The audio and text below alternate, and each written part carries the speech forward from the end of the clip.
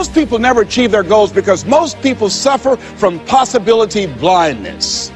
They look around trying to think about the things that they don't have. Robert Roots, young man who wrote a book about success principles of the three little pigs. He said, it's not what you don't have, it's what you think you need that keeps you from being successful or happy in life. It's not what you don't have. See, I was focused on what I didn't have. Don't have a college degree, don't have any credentials, never worked for a major corporation. I was focused on the negative things. It said negative things are the things that you see when you're not focused on your goal. What do you come with? What is it? A friend of mine, Dexter Yeager, said when the dream is big enough, the odds don't matter. I'm reminded of a great man. I was reading Time magazine talking about some of the great minds of the last century. They didn't mention his name, Dr. Howard Thurman, one of the mentions of Dr. Martin Luther King Jr., also an advisor to Mahatma Gandhi and Albert Schweitzer. And he said, the ideal situation for a man or woman to die is to have family members standing around their bed praying with them as they cross over. But imagine, if you will, being on your deathbed and standing around your bed, the dreams given to you by life, the ideas that you never acted on, the talents, the gifts, the abilities that you never used. And there they are, standing around your bed, looking at you with large, angry eyes, saying, we came to you, and only you could have given us life. And now we must die with you forever. And the question is, if you die this very moment, what will die with you?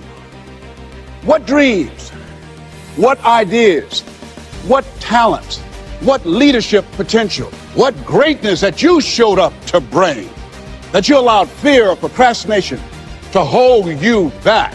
Perhaps that's why Henry David Thoreau wrote the words, oh God, to reach the point of death, only to realize that you've never lived, only to realize that you've never scraped the surface of your potential. When you don't have a true appreciation and acceptance for who you are, and you allow yourself to be immobilized by fear, what happens in the process is that you begin to abuse yourself.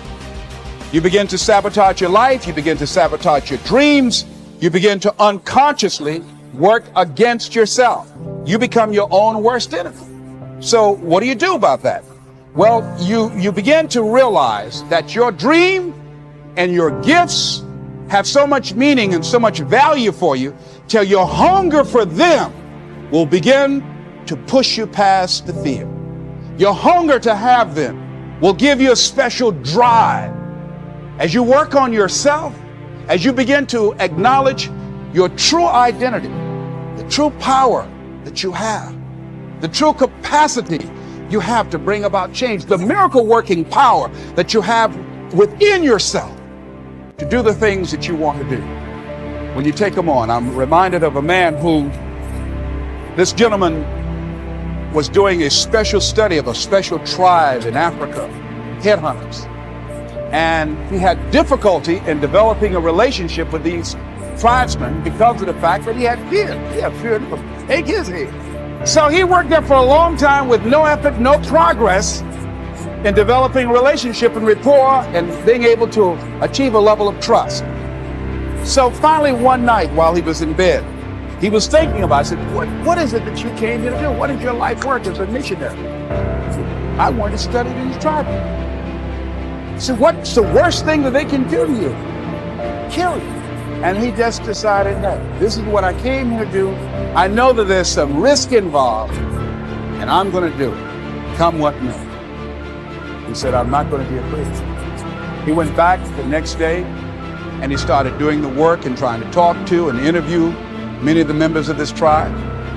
And they began to respond to him. They threw out the welcome mat to him.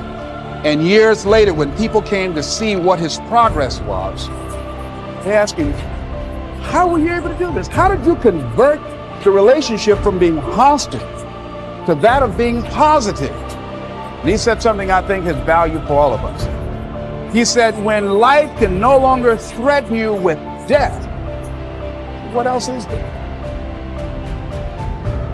And the majority of the fears that we have are not life or death fears. They're not those kind of fears.